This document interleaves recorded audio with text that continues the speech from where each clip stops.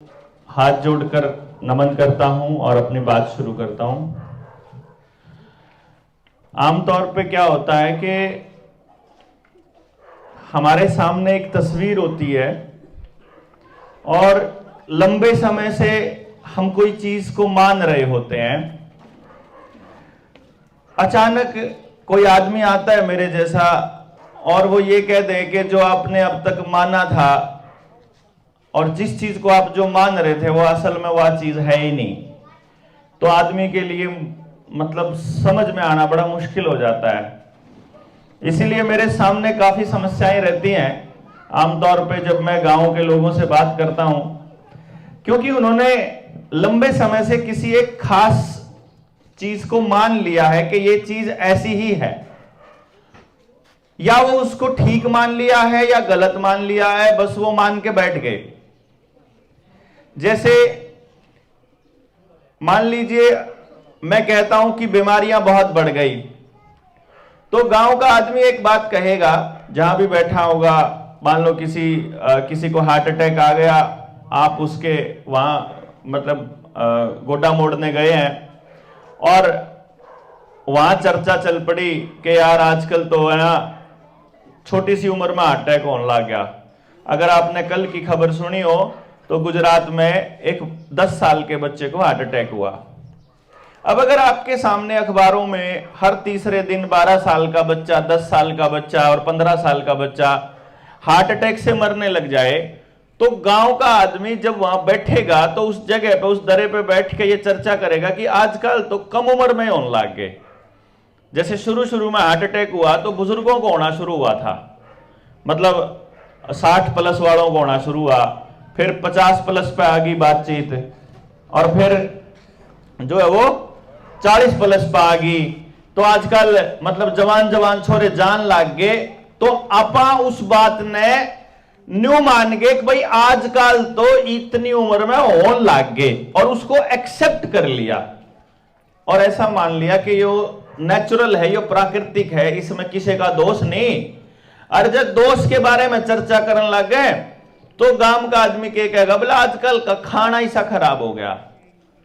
लेकिन ये समझ में नहीं आता उसको कि वो खाना खावे क्या है ऐसा। अगर आपने न्यू बेरा है कि या खानते समस्या है, तो फिर खाना आप ठीक क्यों नहीं कर रहे? तो पता चला है कि जो हमारा आदमी है वो ये नहीं समझ पा रहा कि वो खाना कहां से आ रहा है और कौन सा खा रहा है। मैं आपको एक एग्जांपल बताता हूं। किसी के घर में बैठे हुए थे हम, तो चाय पानी ले रहे थे, तो वो एक बुजुर्ग थे। मैं बोला ताऊ यो खेत में जहर गिरना बंद कर दो, नहीं तो इन बच्चों का बड़ा नुकसान होगा।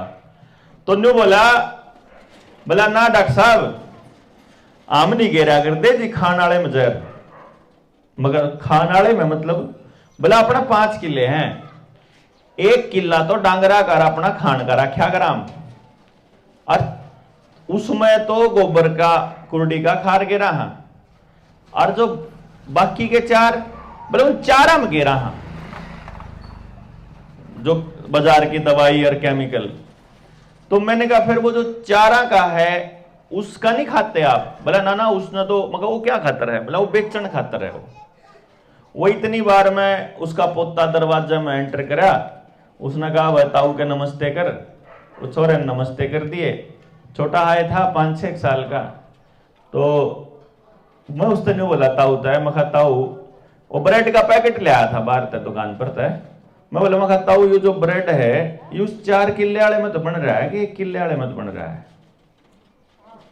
बाकी तो गेहूं तय बना है, तो गेहूं सड़ा के ब्रेड बने है। तो जो तने वो 4 किले वाला बाजार में बेचा, वो 4 किले वाला बाजार में तो फिर जो बनका आया, तो जितना भी वो दुकान पे सामान मिलेगा, चाहे इसमें चिप्स हो, चाहे कुरकुरे हो, चाहे आपका ब्रेड हो, चाहे बिस्किट हो, चाहे और सामान जो आपका बालक खान लग रहा है, वो सारा का सारा जो खाना है वो सारा उस 4 किले वाले में तो आवे है बन के। अगुड़ा वो हमारा खातर 1 किला न्यारा बो रखा कंपनी वाला ने कि वो गांव वाला तो बेचांगे, इसमें जो है ओरिजिनल बना है। और बोला भैया तो बात ठीक कही छोरे, पर क्या करा? मखा क्या करा कि इस पर तो बैठ के चर्चा करनी पड़ेगी। बिना केमिकल के भी संभव है, हमने जो जनता सरकार मोर्चा के साथी हैं उन्होंने एक अभियान चलाया हुआ है कि पहली बार पूरी पैदावार बिना केमिकल बिना बाजार, मतलब आपको बाजार में से कुछ भी नहीं लेकर आना। अगर आपने अपने खेत में बिना केमिकल का सामान अगर उगाना है और पूरी पैदावार आओगी, इसकी गारंटी हम दे। वहां जब पड़ोसी के 40 मन की मतलब 40 मन लिकड़ेगी और उसकी जो मतलब 40 मन जो है वो मान लिया हमने, मान लिया कि वह 60,000 की हुई, एक एग्जाम्पल ले लिया, तो आपने 60,000 मिल जाओगे, बात खत्म भाई। फिर तो कोई टोटा नहीं, क्यों जी भाई? जितना पड़ोसी की एवरेज है उस एवरेज के हिसाब से तना उसकी आमदन मिल जाओगी। तो दूसरा जो तना डीएपी नहीं लाना पड़ा, यूरिया नहीं लाना पड़ा, पानी भी कम खपत होगी, दवाई नहीं गिरनी पड़ी, दवाई गिरने की जो छिड़कन की जो स्प्रे का जो खर्चा था वो भी बच गया, वो बचत भी अपना दो राख, वह भी तेरी, तो बचत भी तेरी, आमदनी पूरी। फिर तो कोई टोटा नहीं जी गांव राम ने, फिर तो सारा गांव अपना इस लेवल पे तैयार हो सके है। जब सबके खेत में बिना केमिकल का अनाज हो सके है तो फिर आप चालू क्यों नहीं करा? फिर बोला भाई फिर छोड़ रही हो क्यों कर करना, हमने बता इब के करनी है, इब के कौन कर सकता था? असल में केरोला है कि जो जमीन ने पोषण चाहिए, अपना जो देहात का मानस है उसके दिमाग में एक बात आ गई बाय चांस, उन्हें न्यू सोचा जो आप यो डीएपी यूरिया गेरा है यू ना गेर के और कुलडी के खाद गेरन ने ऑर्गेनिक खेती को हुए हैं, वो ऐसा मानना है। तो मैंने बोला अब बता, ऐसे नहीं, जमीन को टोटल 18 पोषक तत्व चाहिए और आपा गेरा सिर्फ एनपीके, नाइट्रोजन, फास्फोरस और पोटास, आप तो यही गिरा ना, डीएपी यूरिया में यही चीजों हैं और कुछ होता नहीं। तो चाहिए तो 18 पोषक तत्व और देवा आपा सिर्फ 3, वह बाकी के 15 अगर उस जमीन को नहीं मिलेंगे तो वह जमीन कदे भी पूरी पैदावार नहीं देवे। और जब मैं पूरे 15 पूरे 18 के 18 हो गए तो उसमें से कम में बोलियो, ये उड़ाइयो, इस पर मारियो खींच के डंडी सी, कबूतर है थोड़ा ऊपर से मार दो उड़ जाओगे, रोड़ा तार रहे थे। तो पूरे अगर 18 पोषक तत्व हो गए तो आपका यह समझो कि पैदावार कति कम हो ही नहीं सकती, ना बीमारियां होगी। इब की बार अगर आपने वह वीडियो देखी हो तो हमने वो आप द्वारा भेज देंगे, हमारे साथी हैं उन्हें बताया। इब की बार पहले हम बताया कौन करे थे, करया करते खाली लोग जो जागृत हो जाया करते उन्हें समझाया करते, तो इब का हमने प्रैक्टिकल करके दिखाया। भाई पड़ोसी के लगभग 40 मन का जो कर खड़ीन तोल दिया अगर माने सापने ना, तो अगर पड़ोसी के किला 40 मन का होया है जीरी का 11-21 का, तो उसके लगभग 60 से 65 मन का किला है, मतलब फालतू हुई डेढ़ा। नंबर 2, उसकी जमीन बिक्री उसकी जीरी बिकेगी 4,4500 के बा जो बा है, और हमने वह बेची है बिना केमिकल वाली, जो हमने ऐलान कर दिया भाई 6,000 के रेट मिलेगी, 6,000 और 6500, जिसने लेनी हो आड़े खेत में आ जाइयो, जो कर तारा है टाइम दूध ले जाया करे ना मानस का जागरूक सा, तो अपना जब जड़ रही हो अपना जड़दी ना अपना बोरी में पैक कर अपना ले जियो तोल के न खेत में तय। तो वह जीरी उसकी 2 भारे थी बिकली सारी, जितने भी उसने ला रखे थी, अपने 6-7 किले ला रखे थे, तो सारी जीरी बिक गई। अब अपना गाहक आओगे अपना ले जाओगे, अब अपने करते रहो, मतलब किसान का जो खर्चा है वो कट गया। फिर हमने नु कहा भाई तारे जो बालक हैं ये जो बच्चे आपके जावे हैं पढ़न स्कूल में, इस पढ़ाई तय अपन हासिल के हुए है, कदे सोचा है गांव में बैठ के आपने अपने बच्चे के लिए हासिल करना था कि मैंने अपना बच्चा कामयाब करना है। कामयाब करने के चक्कर में गांव के स्कूल में तो उठा के आपने वो प्राइवेट स्कूल में भेजना शुरू कर दिया। आज लगभग गांव प्राइवेट स्कूल में भेजा है, और नतीजा के है कि जब 8-8 होया करते है जी, जब 8-8 होया करते बालक, 7-7 होया करते, 5-5, जब तो गांव में एक भी बेरोजगार कौन था, अरे एक हो रहे हैं, इब सारे बेरोजगार भंड हैं सारे बालक। जब कोई न्यू कहेगा हम पढ़े कौन थे, तो कोई बेरोजगारी नहीं कहता। अरे जब पढ़ लिख गए तो सारे बेरोजगारी की लाइन में लागने लग गए। फिर हमने एक बात और कही, महारत हो रहा है, एक ऐसी टेक्निक है, क्योंकि आमतौर पे क्या होता है, माँ बाप को यह पता नहीं चलता कि उसके बच्चे का करना क्या है उसने। तो मार दो एक टेक्निक है जिसकी मदद से आप 3 साल के बालक से लेकर किसी भी उम्र के बालक ने न्यू बता सके यो बालक पैसा ही सा दिमाग है, यो खिलाड़ी बनन खातर पैदा होया है, यो साइंटिस्ट बनन खातर होया है, यो किस फील्ड में जाने का बालक है। तो जिस फील्ड का बालक हो उसे फील्ड खातर गांव उसने तैयार कर सके है। तो इस टेक्नोलॉजी का इस्तेमाल अगर गांव कर ले तो आपके एक बालक के रोजगार की समस्या समाप्त हो जाए।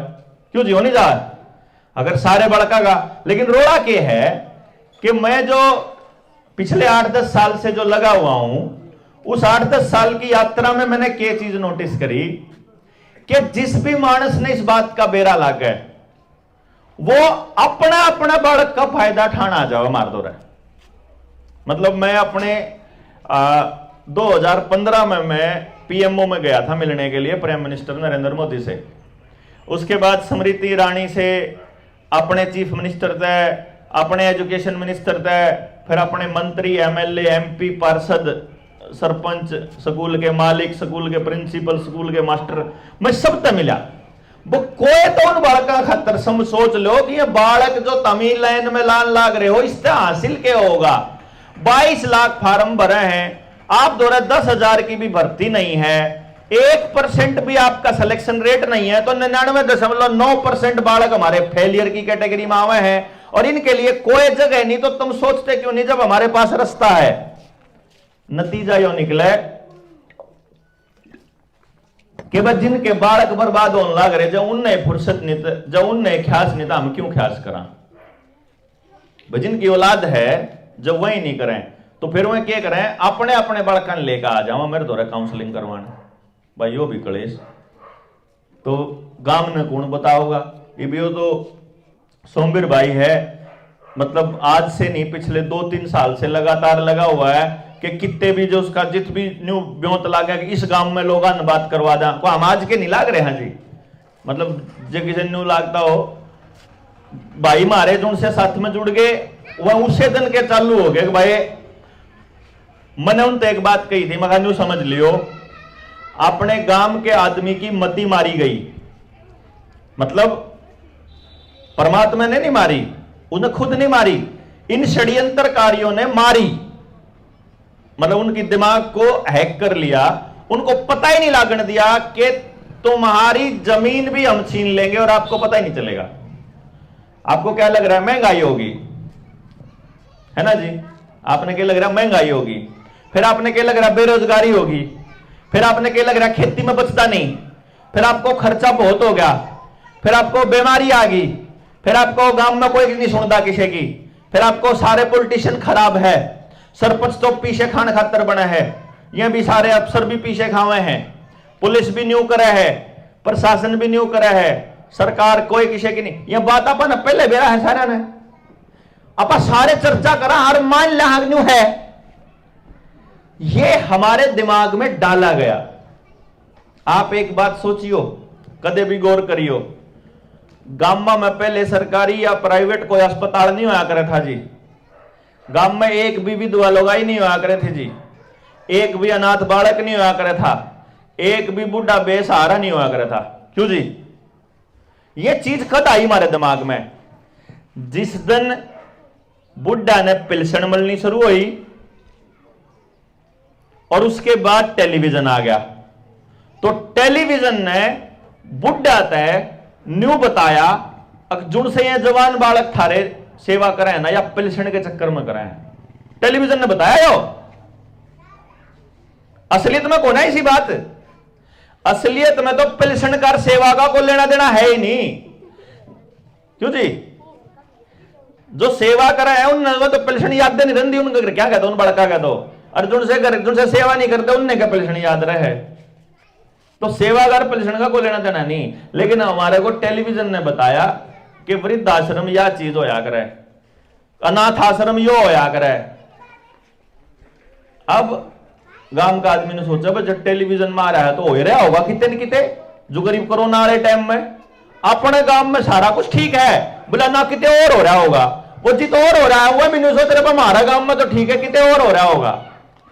यो यार दंगा का होया करे कि कितने दंगे हो रहे हुए हैं दिल्ली में। जब मैंने इसमें मंगोलपुरी में दंगे हुए, जिस दिल्ली के इलेक्शन था, पहले की बात बताऊं मैं आपने, जिस गली में दंगे होने लग रहे, मैं उससे दूसरी गाड़ में था, मतलब उड़े दंगे हो रहे, टेलीविजन पे देश जलन लग रहा है, और उड़े असलियत में वो दूसरी गाड़ में कम में भी नहीं बेरा किसी ने। जो गरीब आड़े तो यार चलो रही है ना, आड़े तो आप लोग इस बात ने सुनने लग रहे हो, और दूसरी गाड़ में जितनी आवाज नहीं जा रही उन्हें बेरा ही नहीं गाड़ा, जो सब अभी होने लग रही है, आड़े लोग भी बैठे हैं बातचीत करने लग रहे हैं। क्यों जी? यह बात आपने बेरा ना, आज तक 50 साल बाद जब अखबार में आपके पोता पोती जब पढ़ेंगे ना, और हमारे पर न्यू कहेंगे अग भैया तो सारा का सारा फ्रॉड था, तो न्यू कहेंगे अग बूढ़ा सठिया रहा है, ये समझ में नहीं आती। ये देखिए अखबार उस टाइम के 2020 के अखबार तो कहने लाग रहे कितनी खतरनाक बीमारी है, एक मानस ने इंजेक्शन लाके बचाई दुनिया। क्यों जी? अखबार में तो यही आई पाओगी है। किसका? चिटनिया का किडनी काटने का ना था यो, इसका असली खेल तो आपने बेरा भी ना है। किडनी तो दिखा है, किडनी बिकने वाला खेल तो आपने दिखा है, दवाई कंपनियों को प्रॉफिट होया यो तो दिखा है। असली खेल तो यो है कि आपके घर के हर आदमी को इन लोगों ने जिंदगी भर के लिए बीमार करने का प्रोजेक्ट चालू किया था।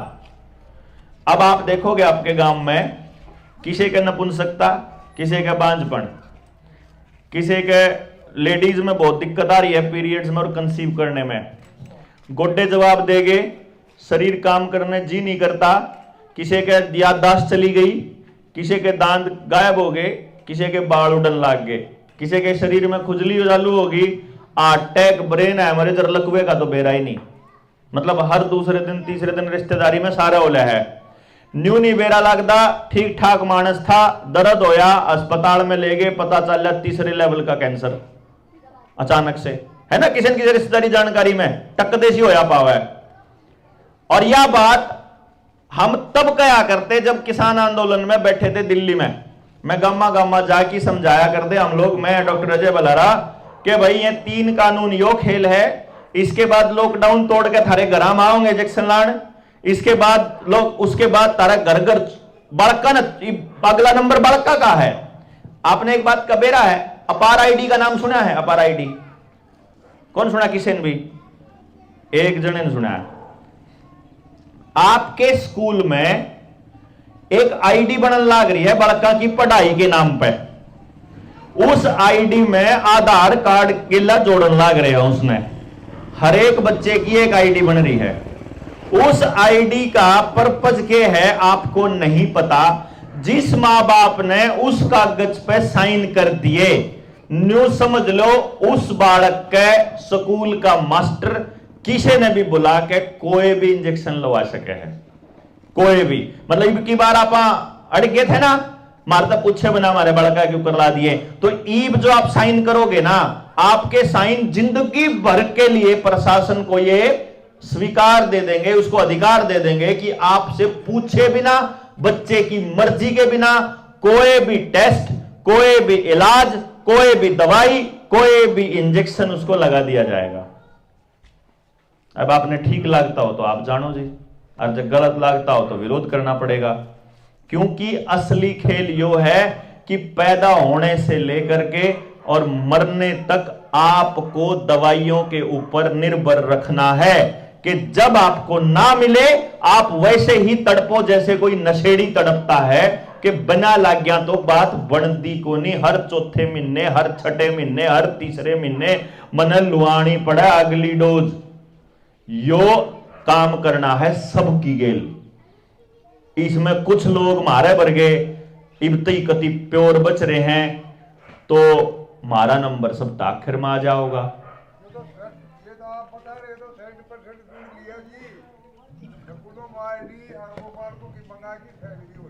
कोई बात नहीं, ये आपके बीच में न्यू आए हैं, साइन तो लिए, कोई बात नहीं।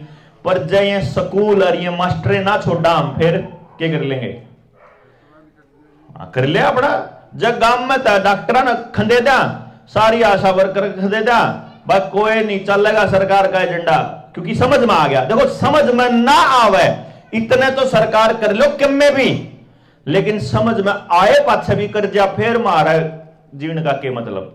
क्योंकि यह जो खतरा है ना, यो इस पीढ़ी का नहीं है जी बुजुर्गों, यो खतरा अगली पीढ़ी का है। इब एक बार न्यू समझ लो कि जो मारत बड़ली पीढ़ी थी उसने मारती किसा समाज दिया, मन ने किसा समाज मिल रहा है, ना तो भाई भाई ने सुहांदा, ना भाईचारा रह रहा, ना मास्टर का बालक गिल रिश्ता रह रहा, ना माँ बाप का बच्चे गिल रह रहा, ना खान पान ठीक रह रहा। सबकी जमीन बैंकों के पास गिरवी पड़ी है ना जी, सबकी जमीन गिरवी पड़ी है। आपने जो सामूहिक जमीन आपके पुरखा ने इकट्ठी करके ने अस्पताल की, जंगल की, जोड़ की, बणी की या गौचरान की छोड़ी थी या चौपाड़ की छोड़ी थी, वह सारी सरकार ने अपने नाम ट्रांसफर करके रजिस्ट्री कर ली। बेरा होगा ना इस बात का? नहीं बेरा हो तो बता दूं, आपके गांव की जितनी भी सामूहिक जमीन है, जितनी भी है, वो सारी जमीन सरकार अपने नाम कर चुकी है। वह जमीन सरकार की नहीं है, ना वह सरकार की थी। वह जमीन असल में हमारे पुरखों ने डोनेशन दी थी या पंचायत ने दी थी, वह जमीन ही सरकार ले चुकी। यानी कि कल को वही होगा जो पिछले महीने महाराष्ट्र में हुआ। महाराष्ट्र में 6000 स्कूल प्राइवेट कंपनी को दे दिए महाराष्ट्र की सरकार ने, क्योंकि वहां रजिस्ट्री पहला हो गई थी। अपना आड़ है फिलहाल नया नया खेल चल रहा है कि एक तो संस्कृति मॉडल स्कूल बना दो, जित बड़े गांव है, बड़ा गांव इकट्ठा होगा तो रोड़ा जूत बाज जाओगा। पहले इन्हें धीरे धीरे आदत डालो कि थारी गांव की जमीन थी, थारे पीछा तय मास्टर जो है तनखा ले है, थारे पीछा तय स्कूल बन रहा, फिर तामे फीस दो इसमें, ठीक है? पहले फीस देनी चालू करो, फिर इसने प्राइवेटाइजेशन बढ़ा देंगे, कॉन्ट्रैक्ट बढ़ा देंगे, गेस्ट टीचर बढ़ा देंगे और रेगुलर मास्टर लगने बंद हो जाएंगे, फिर एफडीआई ले आओगे बस प्राइवेट। भैया एक बात बताओ, आपने कोई न्यू बुझा है कि जिस कंपनी के स्कूल में आपका बच्चा रोहतक जा है, पटन या झज्जर जा है, वह कंपनी जो आपके गांव में आके आपके सरकारी स्कूल में चलान लाग जावे, तो आपने तो न्यू हो जाओगे फलाने स्कूल में जाया करता, ओए स्कूली बाड़ा आ गया, तो कोई दिक्कत नहीं। क्यों जी? हैं शुरू में बस 500 रुपये लग गए हैं, उड़े तो 3000 लग गए महीने के, आड़ा 500 ठीक से गांव के गांव में 500 में, फिर 500 रुपये कद 5000 होंगे, आपने बेरा ही नहीं लग गए। क्योंकि जो अगर टोल टैक्स देने की कहानी है, टोल टैक्स जब लेना शुरू करा तो 10 रुपये लेने शुरू करे थे जी। आपका अगर ध्यान हो ना, जित भी टोल चालू करा 10 रुपये, 10 रुपये हम के फर्क पड़ा है, कोई और जाने वो टोल आड़े गिट्टी तैयार लिया, आड़ न्यून मुंह करो तो टोल, न्यून मुंह करो तो टोल, कितने नहीं छोड़ रहे पैंडा। आपके फास्टैग लाग रहे हैं गाड़ियां पे, ऐसे ही फास्टैग आपके डांगरा के भी ला दिए इन्होंने, डांगरा के कान्ना पे ला दिखे ना। और जोड़ की सफाई का ठेका इजराइल की कंपनी को देने की प्लानिंग चल रही है। सरपंचों से जो ये पावर ली गई है ना, इसके पीछे का खेल लोगों का कौन समझ मारा? यो समझाते 4 साल हो गया हमने कि इजराइल आन लाग रहा है, इजराइल की कंपनी आओगी इंडो इजराइल प्रोजेक्ट के तहत, वह क्या करेगी? एक बार और कर दे।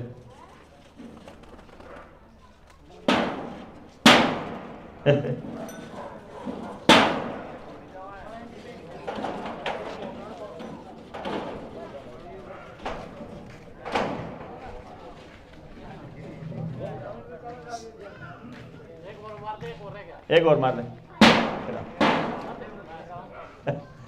जी, बांधे दिखे जब करना पड़ेगा इनका काम। अब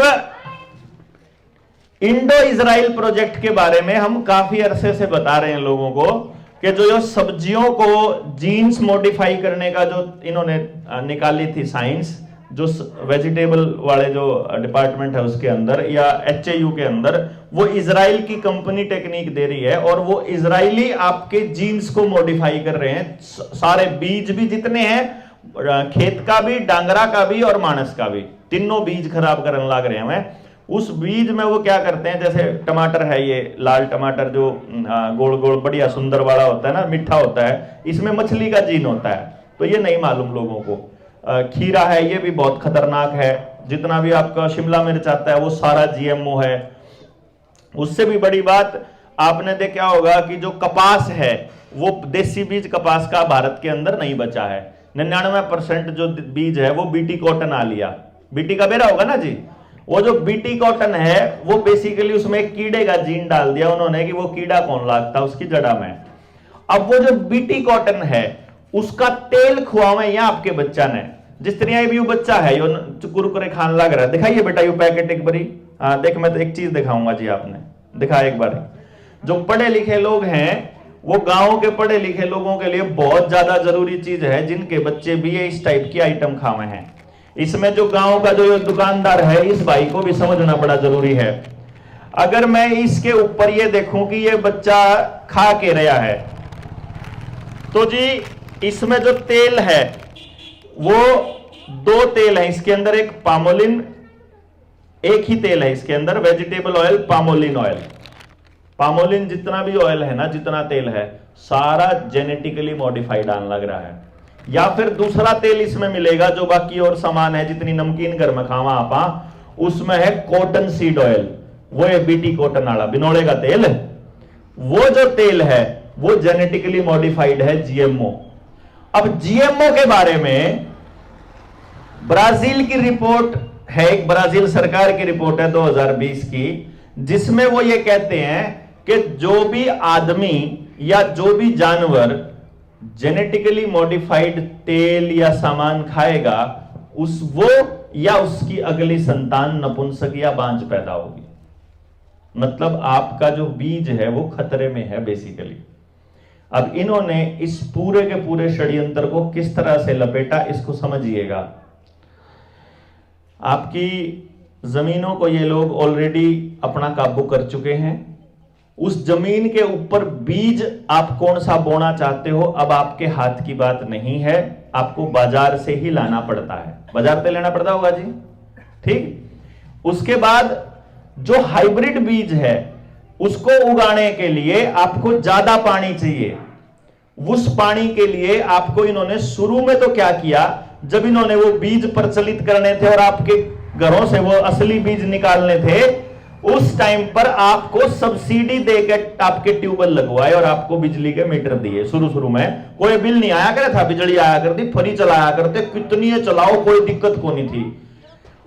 अब वो जो डीएपी और यूरिया और बीज जो शुरू में सब्सिडी पे मिले और फ्री मिले, वो डीएपी और यूरिया आज के टाइम पे आपको लाइन में लग के भी नहीं मिलते, ब्लैक में मिले हैं। क्यों जी? जो बिजली के कनेक्शन शुरू में सब्सिडी में और फ्री में दिए, वह बिजली के कनेक्शन आज लाइन में लग के भी कौन मिलते, कोटा मिला है कि इतने मिलेंगे कनेक्शन ट्यूबवेल के।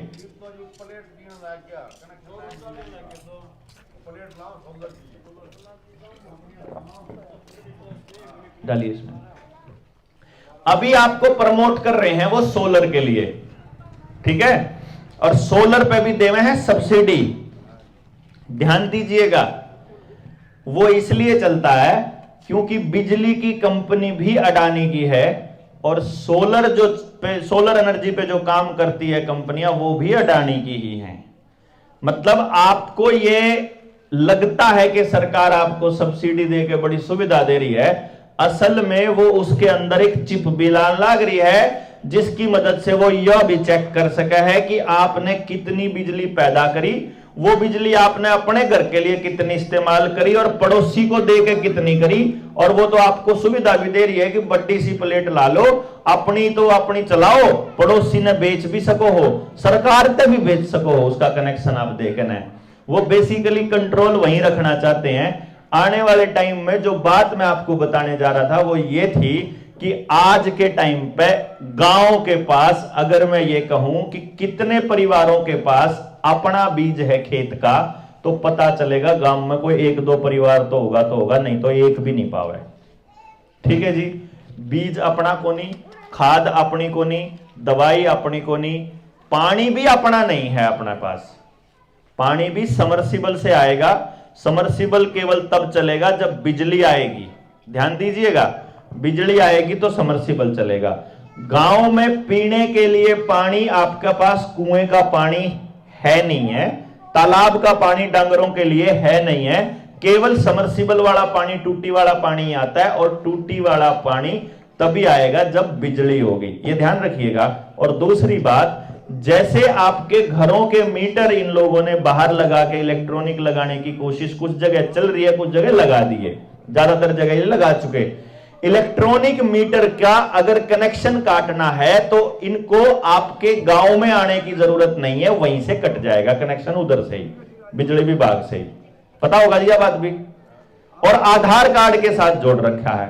अब आप एक बात सोचो, जब किसी आदमी को गुलाम बनाना है, जैसे मदारी बंदर को जब नचाना सिखाता है, शुरू में जब उसको ट्रेनिंग देता है, तो ट्रेनिंग देने से पहले, ट्रेनिंग शुरू करने से पहले 3-4 दिन उसको भूखा रखा जाता है बंदर को, ताकि बंदर जब कोई भी काम करे उसको एक टुकड़ा पकड़ा दो, जब उसकी बात माने तो उसको एक टुकड़ा पकड़ा दो। आपने देखा होगा मदारी जब बंदर का तमाशा दिखाता है तो डंडी उरेन मार दे तो बंदर आगे उड़े बैठ जाए, डंडी परेन मार दे तो बंदर जाकर परेन बैठ जाए। वो सारी ट्रेनिंग उसकी दे ही हुई होती है कि मैं जब न्यू करूं, जब और अपन ऐसा लागा जनो तो कैन का सुनन लाग रहा है जनो, तो उसकी बात अपन नहीं लागे। असलियत में वो बेचारे ना अपनी रोटी का देखना है कि आज भी दिन में भूखा रख रखा हूं, रोटी जब मिलेगी जब तमाशा ठीक दिखाऊंगा। समझो जी बात। अभी इन लोगों ने 2 साल पहले आप लोगों के सामने एक कंडीशन रखी कि रोटी जब मिलेगी जब आप सर्टिफिकेट दिखाओगे कि आपने दोनों इंजेक्शन लगा रखे हैं। क्यों जी?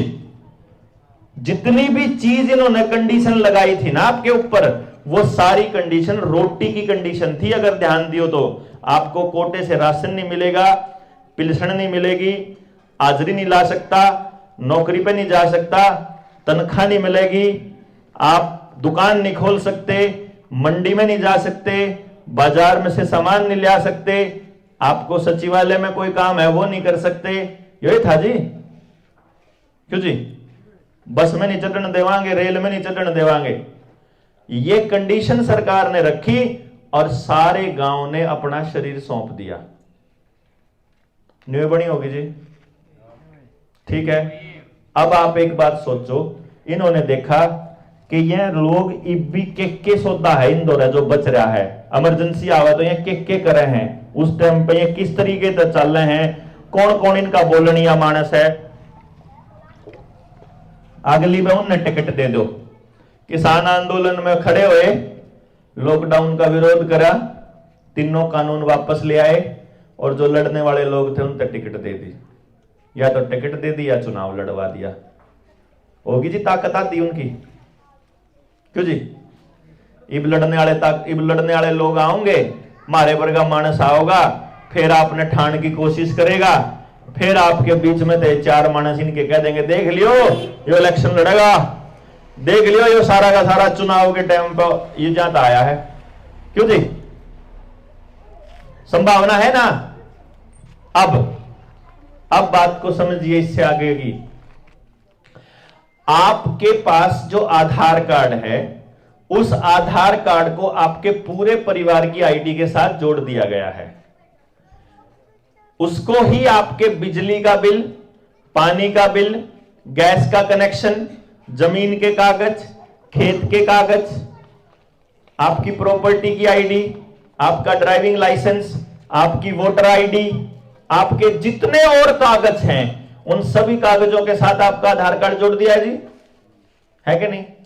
यानी अगली बार जब उनका तीसरी डोज लुआनी हो, जो से रह रहे हैं, जो से हम कौन लुआन दे, या चौथी लुआनी हो, या 5वीं लुआनी हो, या 8वीं लुआनी हो, तो उन्हें सिर्फ एक काम करना, आपका आधार कार्ड बंद कर दो, आपके सारी सेवाएं बंद, आपका बैंक अकाउंट बंद, पैसे नहीं कटवा सकते, आपका मोबाइल अकाउंट बंद, मोबाइल नहीं चलेगा, आपका बिजली कटेगी, बिजली नहीं आओगी, आपका पानी नहीं आओगा, आपका रोटी नहीं खाने का जुगाड़ नहीं, आपका राशन नहीं मिलेगा कोटे तक, क्योंकि आधार कौन चल रहा तेरा।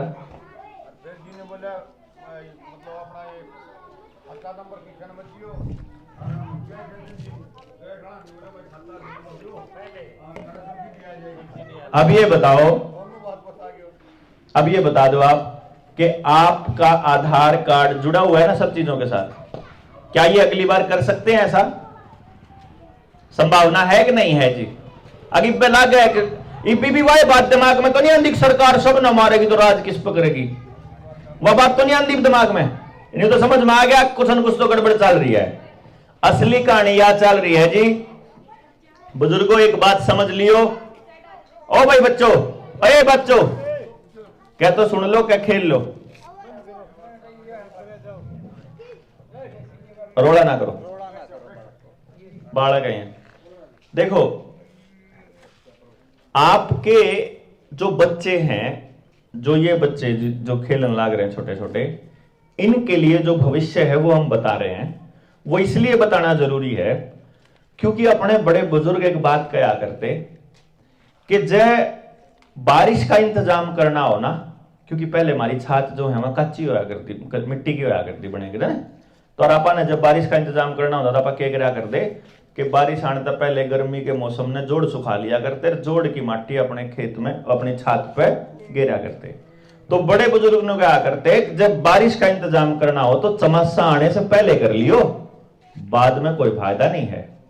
तो जब अपने बालक बचाने की तैयारी करनी हो ना, पहले कर लियो। कदे ईब की डाल जो करिए 2 साल बीत दिए, जब कदे ईब की डाल फिर रगड़े पाछे फिर समझ में आवे, क्योंकि ईब की बार जब समझ में आओगी ना, हासिल कुछ नहीं होना फिर बाद में। वो तो फिर वो काम होगा सांप लकड़ लिया और फिर उसकी पाड़ पिटन लाग रहे हैं, कुछ फायदा नहीं होना। क्योंकि ये बताने वाला आपके पास दूसरा व्यक्ति कोई नहीं आएगा जनता सरकार मोर्चा के अलावा। जो ये मोर्चे के बालक है ना, ये वो लोग हैं जी जो अपना सारा कुछ, सारा काम धंधा छोड़ गए, सरकार की गेल टक्कर लेके 2 साल हुए तो आप देखने लाग रहे होंगे हमारे वर्ग ने। क्यों जी? हम तो लाग तो रहे 8-10 साल तक हैं, पर 2 साल हुए तो खुल्लम खुल्ला विरोध करते दिखते होंगे कि कौन मान दे थारी बात, कोना मान दे थारी बात, या गलत है तो कोना मान दे, गिरफ्तार करना गिरफ्तार करो, जेल में गिरना जेल, गोली मारनी गोली मारो, कौन मान दे मतलब कौन मान दे। ईब बहुत अच्छे बच्चे,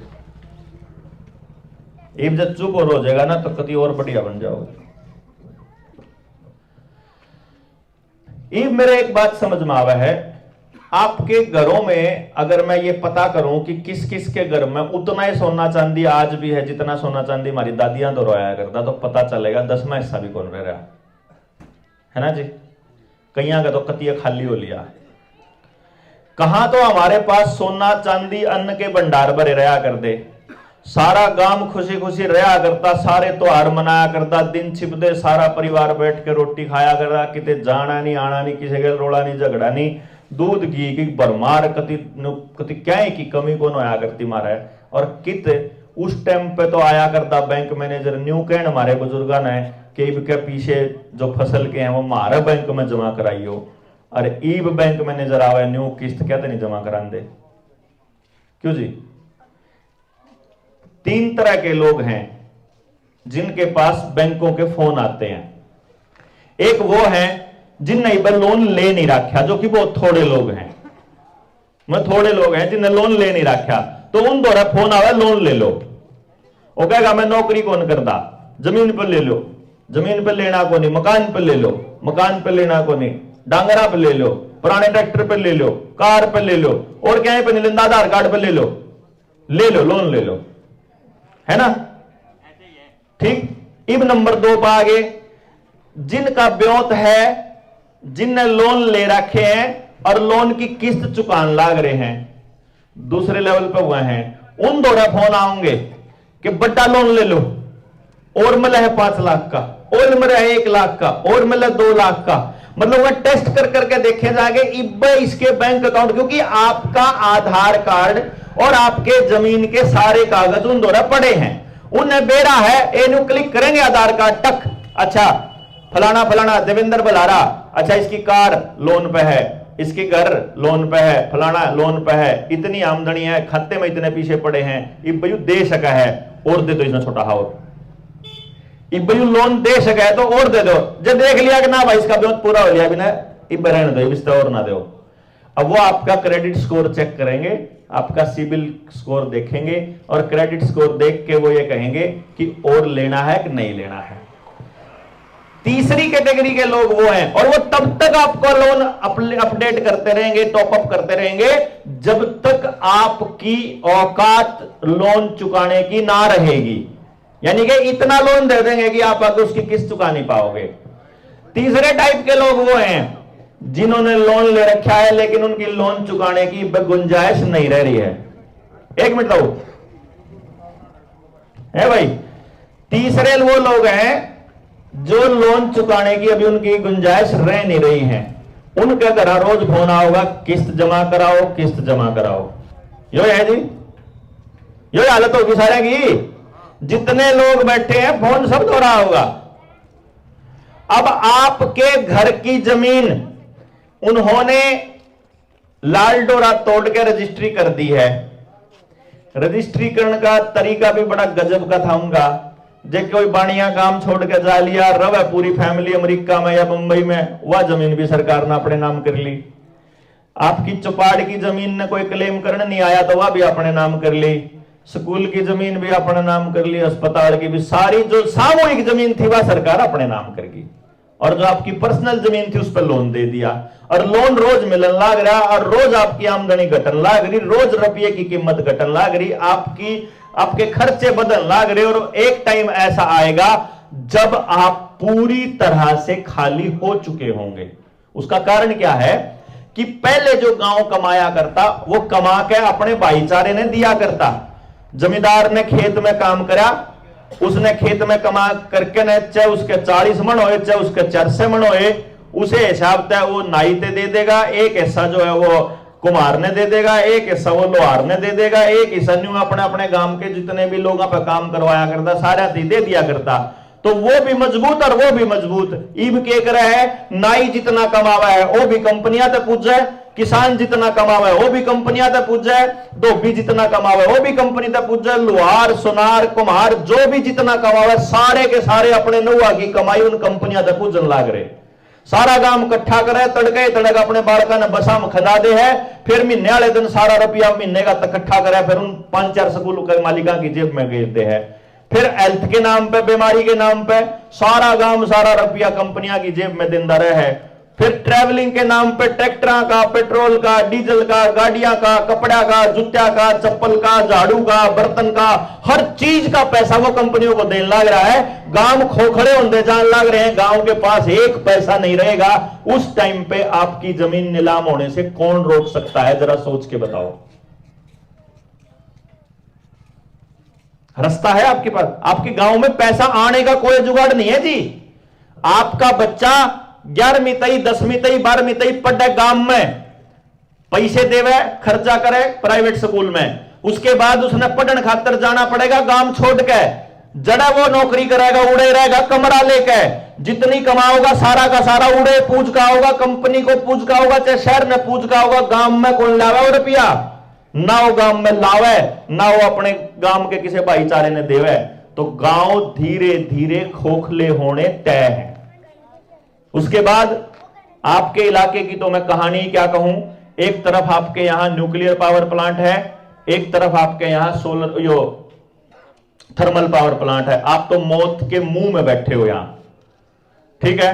आड़े इन प्लांटा की राखी भी आंधी होगी, आड़े राख भी आओगी, बदबू भी आओगी, माहौल भी खराब होगा, धंधे भी खराब होंगे, जमीन भी खराब होगी, पानी भी खराब होगा, सब कुछ बर्बाद होगा। और एक टाइम आप लोगों को लगेगा गांव में रह कर कोई फायदा नहीं, चलो शहर में चलेंगे, शुरू में किराए पे ले लेंगे, बाद में अपना बना लेंगे, देखी जाओगे जिसी होगी, गांव में तो कमे दराए नहीं।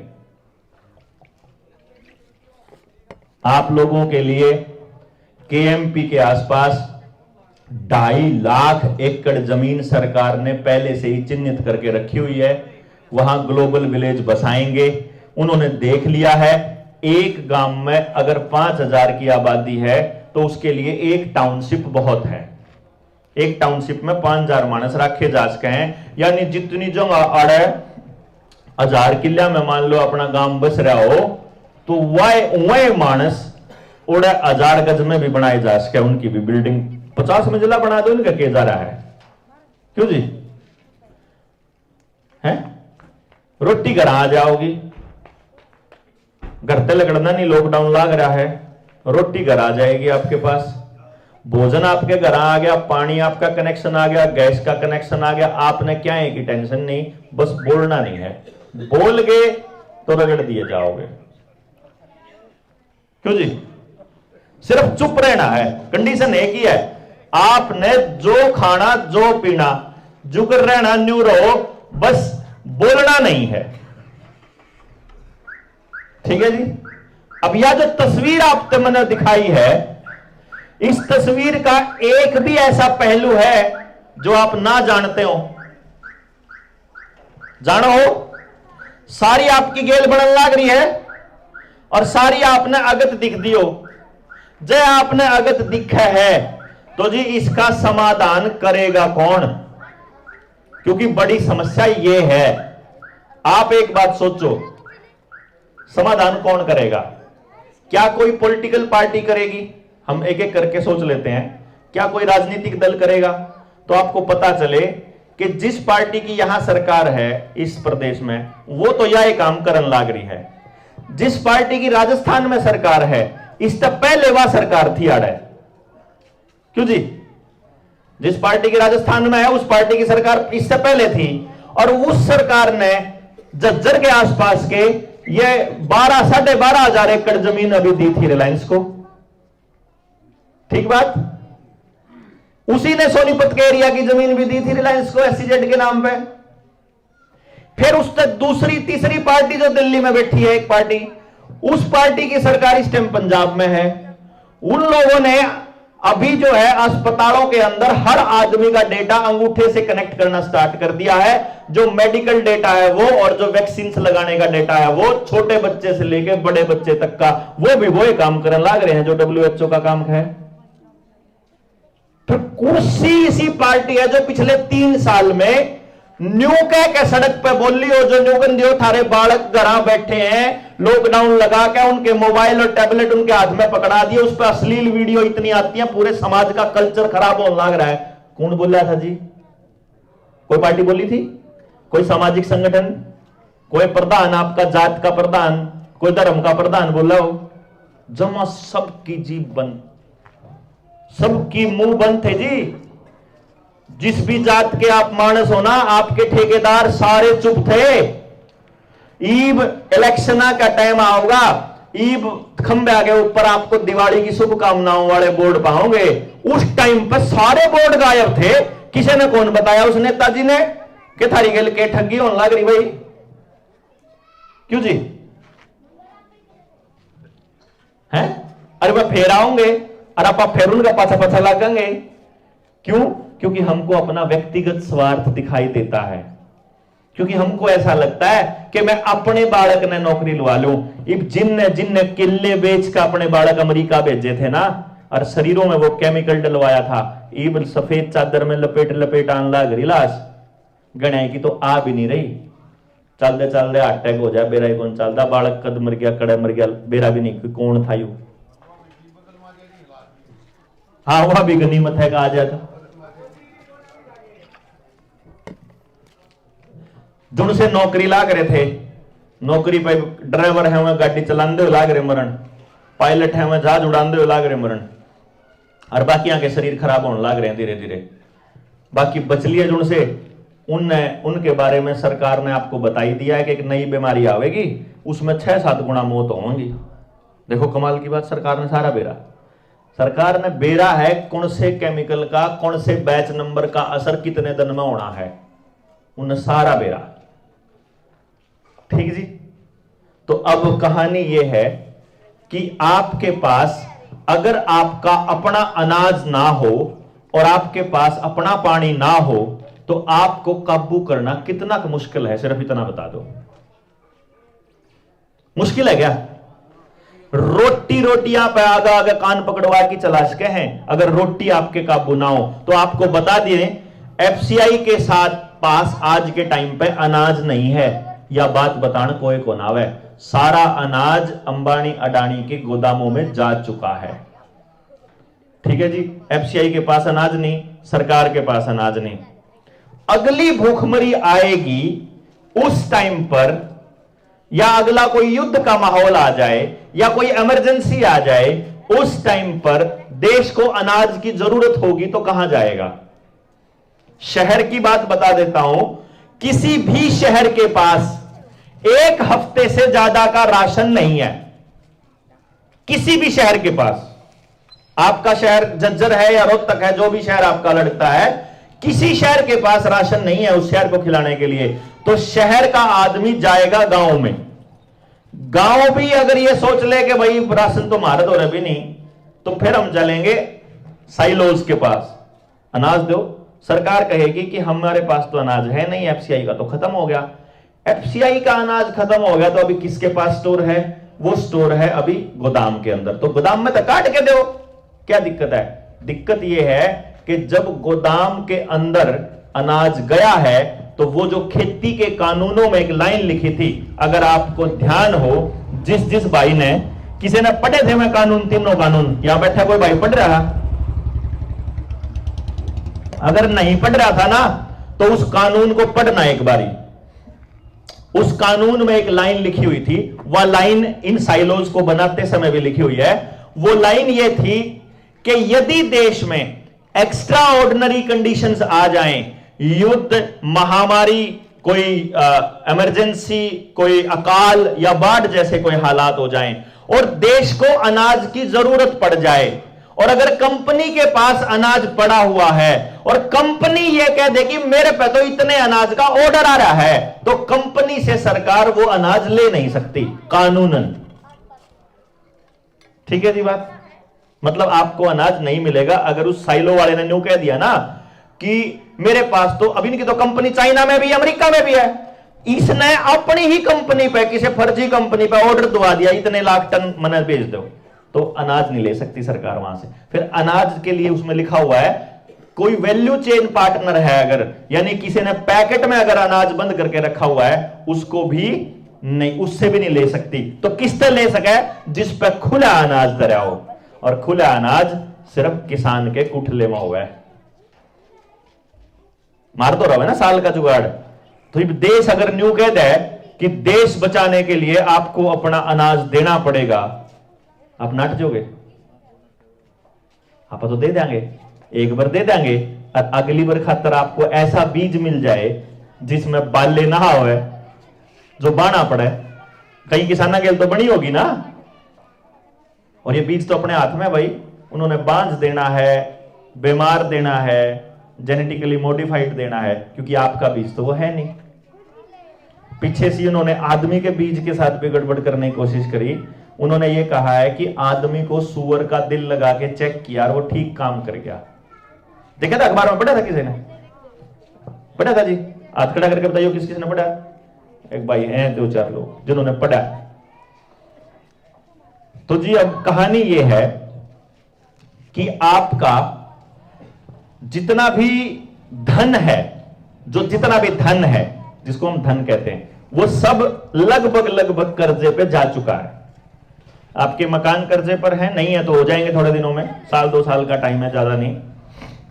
जिनकी जमीन नहीं है वो जमीन भी हो जाएगी, जिनके ट्रैक्टर गाड़ियां तो सब हैं ही पहले से ही, और आपके पैसे की परचेजिंग वैल्यू खत्म होने वाली है, वो होने ही वाली है। जैसे मैं आपको एक चीज दिखाता हूं, थोड़ा समझिएगा। आप में से किस किस व्यक्ति को यह मालूम है कि सरकार के पास जितना सोना होता है उतने ही नोट छाप सकती है सरकार? किस किस ने पता है यह बात? 1 2 3 4 5 6 7 8 9 10 लोगों को पता है।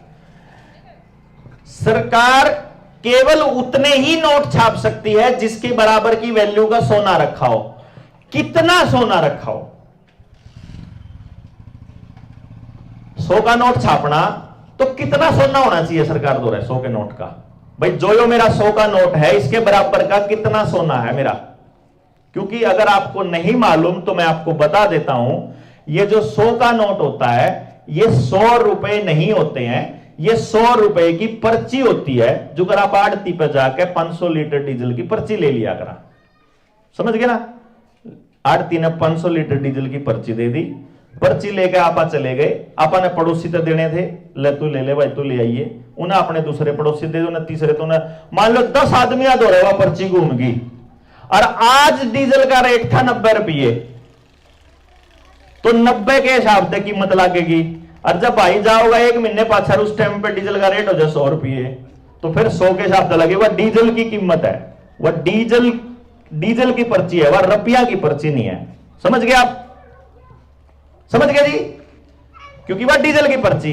अब ये जो 100 का नोट है, ये जो 100 का नोट है, ये रुपया की पर्ची है। रुपया मतलब क्या? क्योंकि आपको यह समझना बड़ा जरूरी है। रुपया मतलब क्या? जब अगर ये जेब में पड़ा हुआ कागज का टुकड़ा रुपया नहीं है, तो रुपया क्या है? जैसे मैं यूं कह दूं, बताओ जी 1 किलो वजन तोलना है मने, सुनो 1 किलो वजन तोलना है मने ये बताओ 1 किलो का सोने का बट्टा ज्यादा तोलेगा या लोहे का बट्टा ज्यादा तोलेगा या लकड़ी का या फिर पत्थर का बट्टा ज्यादा तोलेगा? हाँ जी, सारा वजन बराबर होगा। और कितना वजन होता है 1 किलो में? 1000 ग्राम। इन चारों बट्टा में तय, मैंने एक बात बताना, इन चारों बट्टा में तय जो बट्टा है पत्थर का, उसका तो वजन है 1000 ग्राम, और एक बट्टा जो सोने का है उसका वजन है 990 ग्राम। मैंने न्यू बताओ 1 किलो वजन तोलना हो तो कौन सा लेंगे आप, सोने वाला या पत्थर वाला? पत्थर वाला। क्योंकि 1 किलो से 1 किलो का मतलब यह हो गया, इससे इस बात का कोई लिंक नहीं है कि वो कौन सी धातु का बना हुआ है, वो अनाज है, वो तेल है, वो पानी है, क्या है नहीं फर्क पड़ता। 1 किलो का मतलब 1000 ग्राम से है। 999 ग्राम भी हो जाएंगे तो 1 किलो नहीं बोला जाएगा, 999 ग्राम बोला जाएगा। अगर 1001 ग्राम भी हो जाएगा तो 1 किलो नहीं बोला जाएगा, वो 1001 ग्राम बोला जाएगा। समझ रहे? 1 किलो तभी तक 1 किलो है जब तक वो 1000 ग्राम रहेगा। इसी तरीके से 1 रुपया क्या है, इसको जानने के लिए जब हम लोगों ने रिसर्च करी तो पता चला कि 1 रुपया का जो स्टैंडर्ड है वो है मोहर।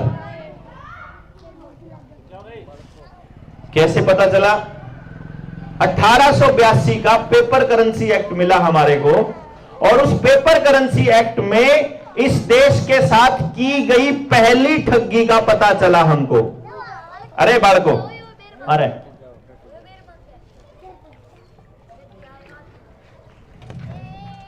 सिर में पानी मार के सिर खोल दूंगा।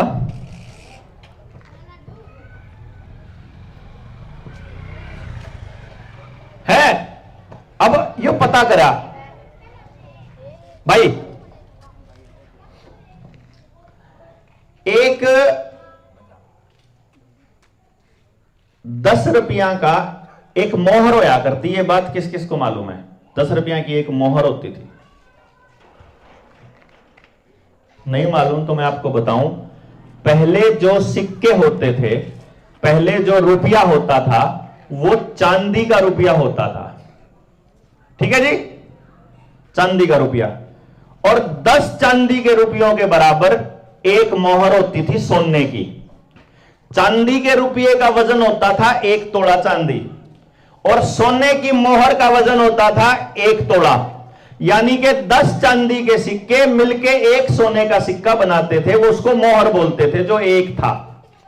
और जो चांदी और सोने की जो कीमत थी, उस कीमत का अनुपात भी 10:1 ही होता था। मतलब 10 चांदी और 1 सोना बराबर होता था। यही अनुपात था, यही नियम था। तो उन लोगों ने एक नियम बनाया और चांदी को स्टैंडर्ड नहीं बनाया, सोने को स्टैंडर्ड बनाया कि 10 रुपया का एक मोहर यानी 1 तोड़ा सोना 10 रुपए का, यह स्टैंडर्ड बना सबसे पहले भारत के अंदर। भारत नहीं, पूरी दुनिया के अंदर यह स्टैंडर्ड बना। अब ये याद रह जाएगा जी, 10 रुपया का 1 तोला सोना। बाद में 1882 के पेपर करेंसी एक्ट में इसको कर दिया 15 रुपए का 1 मोहर, 1 तोला सोना। कितने का? कितने का जी? 15 का। अब आपको जो सबसे जरूरी बात समझनी है वो ये है कि ये बदलाव करने से गड़बड़ क्या हुई, समझे आप? जो समझने की बात है वो क्या है कि ये बदलाव करने से गड़बड़ क्या हुई? गड़बड़ ये हुई कि जब मान लो एक एग्जाम्पल ले लिया अपन है, मेरे पास पड़े हैं 150 रुपये ग्राम। कितने रुपए जी? और मैं उसका सोना लेकर आना चाहूं और जब है 10 रुपया की 1 मोहर, तो कितनी मोहर आएंगी 150 रुपया में? 15 मोहर आ जाएंगी, यानी 15 तोले सोना आ जाएगा। और जब कानून बन गया आज की तारीख में, मैं प्लानिंग कर रहा था कल न मैं इसका सोना ले आऊंगा, और अगले दिन कानून बन गया, कानून में यह कह दिया कि कल से जो है वो 1 मोहर 15 की होगी, तो अब 150 रुपया में कितनी मोहर आवेंगी? 10। यानी रुपये 15 150 धरेगा, पहले दिन भी और दूसरे दिन भी 150 रुपये धरे। आपको पता चले कि पहले आपके पास 15 तोले सोना था, एक कागज पास होया और वो 10 तोले सोना रह गया। समझ में आई जी बात? आपके घरों का सोना कैसे गायब हुआ पता चला? आपके दादा परदादा ने जो आपको 10 रुपये दिए थे, उस रुपये के बराबर का सोना वहां रखा हुआ था। उस सोने के बराबर के नोट छाप करके समाज में चलन में आया करते थे, और नोट केवल धन के बराबर ही छापे जा सकते हैं, और धन केवल जमीन से निकलता है। धन कहां से होता है? जैसे एक भैंस है, उसने एक काटड़ी दे दी या एक काटड़ा दे दिया, एक गाय ने बाछड़ा बाछड़ी दे दी, एक दाना गिरा अनाज का, किसान ने उससे 40 दाने पैदा हो गए या 400 दाने पैदा हो गए या 4000 हो गए। बाजरे की है, मक्की की है, गेहूं की, उसके हिसाब से। क्यों जी? मतलब एक दाने का 40 दाना जमीन में हो सकता है, कितने और नहीं हो सकता। लोहे की कोई फैक्ट्री है, वो लोहे का रूप बदलने का काम कर सकती है, लोहा पैदा नहीं कर सकती। लोहा पैदा जमीन से ही होगा, कोयला पैदा जमीन से होगा, एल्यूमिनियम हो, सोना हो, चांदी हो, जो भी निकलेगा वो जमीन से निकलेगा। यानी कि उत्पादन का काम केवल जमीन से होगा। तो जब किसान उत्पादन करेगा, जितना धन का उत्पादन होगा, उतने धन के बराबर का सोना खरीद करके वहां रख लिया जाएगा रिजर्व बैंक में, और उसके बराबर के नोट छापकर मार्केट के अंदर चलाए जाएंगे, जिसमें जब तक ये मानक फॉलो किया जाएगा तब तक किसी के साथ ठगी नहीं होगी। हम लोग मानक मानने वाले लोग हैं। अगर आपने कभी गौर किया हो, मैंने अपनी दादी देखी थी तोलती हुई ताखड़ी गिल्ला, वह ताखड़ी में तोलती थी ना, तो जिस टाइम पे शुरू में डांडी करा करते, वह 0 पे करा करते, तो गेहूं के 2 दाने घेर के, चने के दाने घेर के बराबर करा करती। फिर मान लो घी डाल दिया, 1 किलो लेना किसी ने 2 किलो, पूरा बराबर करके भाई पूरा हो गया 2 किलो, फिर 1 चम्मच और घेर दी। मैं बोलता दादी तो, मैं दादी जी तना 1 चम्मच फालतू देनी थी, तो शुरू में इतना छाप क्या तला रही थी। समझे नहीं बात आप? शुरू में थोड़ा बहुत इधर उधर हो जाए, क्या फर्क पड़ा? न बोले ना बेटा, जो शुरुआत वाला जो 0 है ना, वो मानक तय करता है, आदमी का बेईमाना तय करता है कि यू बेईमान है कि लापरवाह है। इसलिए हम मानक के ऊपर हमारा स्पेशल फोकस रहा करता कि 0 करके चालू करांगे आप पूरी कहानी ने तोलना है। वो जो तोल है, जब तक मानक रहेगा तब तक किसी का शोषण नहीं होगा, और शोषण रोकने के लिए ही मानक बनाया गया था। सन 2003 में पहली बार, पिछले 20-30 साल का हिसाब किताब बताऊं हूं मैं, इससे पहले क्या क्या गड़बड़ होगी उसके लिए तो लंबा समय चाहिएगा। उसके लिए तो मैं आपने बुलाने के लिए आया हूं, उसी के लिए तो कि आपने पूरी कहानी उड़े समझावांगे। 2003-4 में इन लोगों ने एक खेल खेला कि जितना सोना वहां रखा था उसके बराबर के नोट बाजार में चलाने के बाद, जब उन्होंने देखा कि इस देश के लोग नोट के ऊपर रिसर्च नहीं करते, तो उन्होंने अपने दोस्तों को बेपनाह नोट छाप छाप कर मार्केट में दे दिए। उस टाइम पर 4-5 लोगों को उन्होंने पैसा दिया, नोट छाप कर दिए, पैसा नहीं सॉरी, वो नोट लेकर के बोरियों में भरकर गाड़ियां में भरकर आपके यहां भी आया करते थे वो पूंजीपति लोग। अरन्यू क्या करते, बोल जमीन का रेट क्या है, होया करता नहीं, मुंह मांगी कीमत दिया करता उस टाइम पे पूंजीपति आपको, मुंह मांगी कीमत कि इतने नोट ले आया मराबटा भर के। कितने ले आया था? उसके बराबर का सोना अगर वहां पर रिजर्व बैंक में जमा नहीं था तो वो नोट असली थे कि नकली थे जी?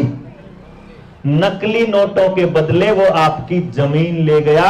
और जब से इस समाज का आदमी इन नोटों के पीछे लगा तब से उसके परिवार में दरिद्रता आनी स्टार्ट हो गई। पेट खराब होना शुरू हो गया, समाज खराब होना शुरू हो गया, दिमाग खराब होना शुरू हो गया, परिवार टूटने स्टार्ट हो गए, भाईचारा खराब होना शुरू हो गया। क्योंकि आप जो डील कर रहे हो वो मानक वाला रुपया नहीं, नकली रुपए में डील कर रहे हो। कागज के टुकड़े हैं जिनको वो जब चाहे कभी भी बंद करके कह देते हैं कल से लीगल टेंडर नहीं रहेगा। और अगर आपका उसका मानक होगा वो कभी बंद नहीं होगा। हमने इसके ऊपर सरकारों से सवाल पूछे, सवाल सुप्रीम कोर्ट में भी पूछे, सरकार से भी पूछे, आरबीआई से भी पूछे, बैंकों से भी पूछे। हमने ये पूछा कि जब तुम्हारे पास 800 टन सोना रखा है, 800 टन सोना रिजर्व बैंक में रखा है इस टाइम पे, लगभग 800 टन सोने की जो कीमत बनती है वो लगभग 4.8 लाख करोड़ रुपया बनती है। और हमारे देश में जो चलन में रुपया है, जो नोट हैं, वो 34 लाख करोड़ के हैं। और नोटबंदी जब हुई तब 16 लाख करोड़ के थे। जितना 70 साल में कांग्रेस ने नहीं किया, हम 5 साल में कर देंगे।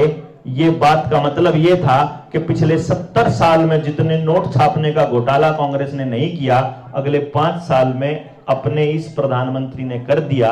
और उसने मात्र 5 साल में 18 लाख करोड़ रुपए के नोट छाप छाप के उद्योगपतियों को पकड़ा दिए। और उसकी बदौलत आप और दरिद्र होते चले गए और इनके पास प्रॉपर्टी बढ़ती चलेगी। आपने अपनी प्रॉपर्टी जो कि असली प्रॉपर्टी थी उसको एक कागज के टुकड़े या मोबाइल में डिजिट, अब तो डिजिट आती है आजकल, तो पैसा नहीं मिलता आपको, मोबाइल पे आवा, कंप्यूटर में आवा आजकल, तो डिजिट के बदले अपनी असली प्रॉपर्टी उनको देनी स्टार्ट कर दी। समझ रहे हैं आप बात? हमने सरकारों से यह पूछा, एक छोटा सा सवाल आप बुजुर्गों से पूछूंगा जी, मैंने सिर्फ यह बता दो कि अगर मेरे पास 1 लाख रुपया है तो मैं आप लोगों को ज्यादा से ज्यादा कितना रुपया लोन दे सकता हूं? मेरे पे 1 लाख है, मैं कितना दे सकूं आप तक? 1 लाख तो ऊपर तो नहीं दे सकता।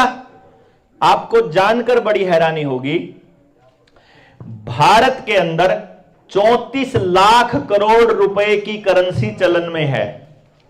यानी बैंकों के पास जो टोटल चलन में कितना है? 34 लाख करोड़। और इस देश के लोगों के ऊपर लगभग 170 लाख करोड़ रुपए का कर्जा है। समझ गए?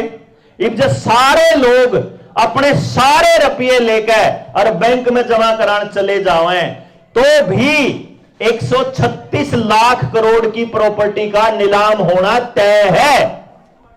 अगर वो 136 लाख करोड़ की प्रॉपर्टी हुई अडानी की तो बैंक बिकेगा, और अगर वो 136 लाख करोड़ की प्रॉपर्टी हुई किसान की तो किसान की जमीन बिकेगी, बैंक नहीं बिकेगा।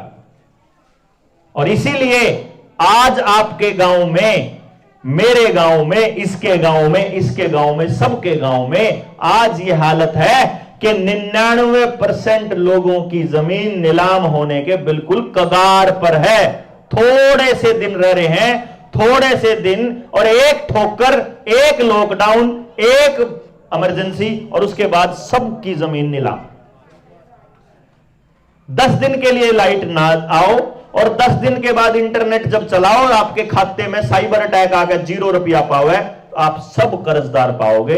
क्योंकि जितनी आपकी प्रॉपर्टी है उस पर फालतू का लोन दे रखा है हर व्यक्ति को, हर व्यक्ति को। यानी कि आपने कहोगे भाई ये तो जानिए थी भाई, तो कर्जे में है उल्टा। समझ गए जी?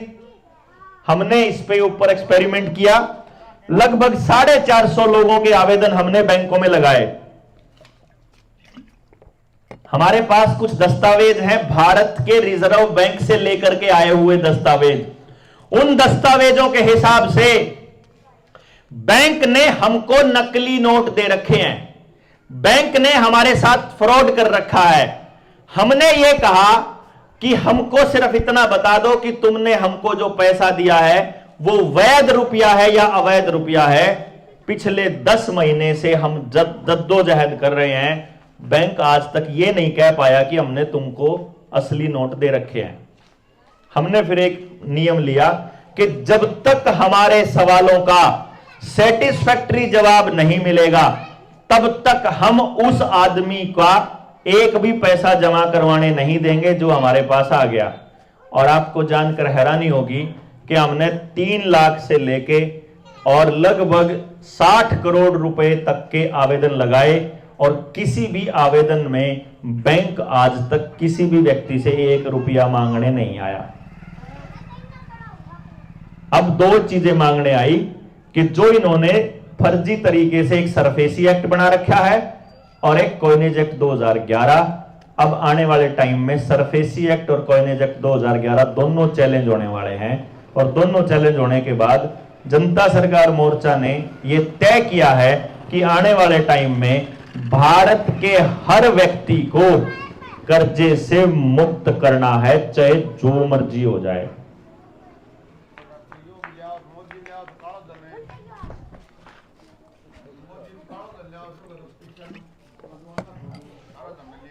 अब आप वाली बात का मैं जवाब दे देता हूं।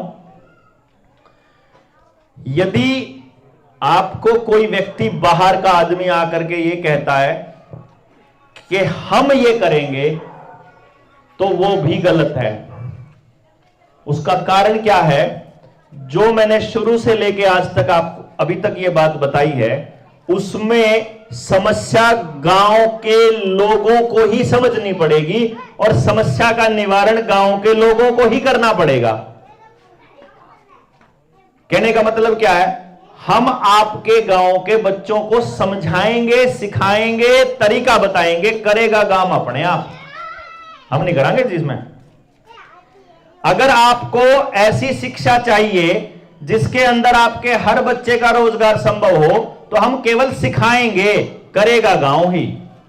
अगर आपको ऐसी खेती का रास्ता चाहिए जिसमें आपको केमिकल नहीं डालना पड़ेगा और आपको पूरी पैदावार चाहिए तो आपको केवल सिखाएंगे, करेगा तो किसान ही ना खेती। हम थोड़ी खेती आगे करेंगे आपके यहां। इसी प्रकार से हमारे कुछ टारगेट हैं। कई लोग ये पूछते हैं कि करना क्या चाहते हो असलियत में हमारे 2 टारगेट हैं जी बड़े तौर पे। पहला टारगेट जल, जंगल, जमीन और जानवर। जल, जंगल, जमीन और जानवर, इन 4 चीजों के फैसले गांव का आदमी लेगा, सरकार का कोई आदमी नहीं लेगा। और जितनी जमीन सरकार ने लॉकडाउन के दौरान या उससे पहले लाल डोरा तोड़कर सामूहिक जमीन, पंचायत की जमीन अपने नाम कर ली है, वह रजिस्ट्री वापस गांव के नाम होनी चाहिए। गलत है? ठीक है जी, आप बताओ। है ये मैं नहीं कर सकता या मैं नहीं दुआ सकता, ये तो गांव मांगेगा अपने आप। और गांव का एक एक आदमी तो बताना पड़ेगा कि भाई उस जमीन में तेरा भी हिस्सा था। उन्होंने कहा मेरे तो 4 गज थे। तेरे 4 गज की बात नहीं है, वो गांव का पैसा था, गांव की जमीन थी। अगर हम 4 बालक सड़क के ऊपर खड़े होकर न्यू किलकी मारा जावर न्यू कहते या जमीन उल्टी गांव के नाम कराओ, करवा देगी सरकार। तो गांव राम आके नहीं मांगेगा तो क्यों करवाओगी भाई? देखो आपका सरपंच नहीं मांगेगा, ठीक है, एमएलए नहीं मांगेगा, विरोधी एमएलए वो भी नहीं मांगेगा क्योंकि वो भी वहीं से चलता है। आपकी कोई भी पॉलिटिकल पार्टी है, आप किसी के भी समर्थक हो, किसी के भी विरोधी हो, मुझे कोई फर्क नहीं पड़ता। लेकिन एक बात समझ लेना, आपका नेता भी लॉकडाउन में चुप था, आपकी पार्टी भी चुप थी। जब ये गांव की जमीन उधर ट्रांसफर हो रही थी तो आपके नेता की पार्टी अपने राज्य में यही कर रही थी। ये पूरे मुल्क में नहीं, पूरी दुनिया में एक साथ हो रहा है। यही काम पश्चिमी बंगाल में भी हो रहा है तो यही बांग्लादेश में हो रहा है। यही श्रीलंका में हो रहा है, यही साउथ अफ्रीका में हो रहा है, यही पाकिस्तान में इमरान खान नहीं होने दे रहा तो सेना का शासन ले आए। जहां नहीं होने दे रहा वहां हिटलर की तरह उसको तानाशाह बना दिया जाएगा, साबित कर दिया जाएगा, मुसोलिनी की तरह, गद्दाफी की तरह, सद्दाम हुसैन की तरह, इसकी तरह जैसे लाल बहादुर शास्त्री को मार दिया गया था, जिस प्रकार इंदिरा गांधी को मार दिया। राजीव गांधी ने संविधान में 71वां और 72वां 73वां 3 अमेंडमेंट करे थे, जिसकी बदौलत पूरे गांव को ताकत मिलने वाली थी। फैसला 73वें अमेंडमेंट में तो जो ग्राम सभा है उसको पैसों से रिलेटेड फैसले लेने का भी अधिकार था, उसकी नोटिफिकेशन जारी होनी थी जब वो अपनी यात्रा वहां से आना था, जब उसने अपने जहां उसको बम से उड़ा दिया गया था। वो 73rd अमेंडमेंट उसका रीजन था। लेकिन आपके यहां प्रचारित करवा दिया जाएगा, फलाने ने मरवा दिया, डिमके ने मरवा दिया। मरवाया उन्हीं ने जहां से चली थी कहानी, जिन्होंने इस पूरे खेल को अंजाम देना है, जिनको आपकी जमीन चाहिए, किसी भी कीमत पर चाहिए। अगर वो 1947 से पहले आपकी जमीनों पर अधिकार नहीं जमा पाए, क्योंकि उस टाइम के लोगों को लड़ने की आदत थी, तो उन्होंने आपकी लड़ने की आदत को पहले खत्म किया। अब आप लड़ना भूल चुके हैं। एक खिंडके वाले लोग हैं जो अपनी जमीन बचाने के लिए बॉर्डर पर जाकर बैठे थे। मेरे ख्याल तक बोर्ड के जाने की उनकी भी गुंजाइश रह नहीं रही। क्यों जी? नौजवान तंजू कह रखा है कि तुम्हें जाने की जरूरत नहीं है, थारे ऊपर केस हो गया तो थम रगड़े जाओगे। तो नौजवान लड़ेंगे नहीं, बुढ़ा में गुंजाइश है नहीं, जमीन उनको चाहिए। तो अब आप एक बात बता दो कि मान लो आपकी सबकी जमीन नीलाम होने लगे तो उसका मालिक कौन हो जाएगा? बैंक। सरकार नहीं, बैंक। और बैंक प्राइवेट है सारे, एसबीआई भी, पंजाब नेशनल बैंक भी, जितने आपको सरकारी लगते हैं, सरकारी एक भी बैंक नहीं है। आरबीआई का कर्मचारी और बैंकों के कर्मचारी प्राइवेट कर्मचारी हैं। मद्रास हाईकोर्ट का फैसला है 2019 का।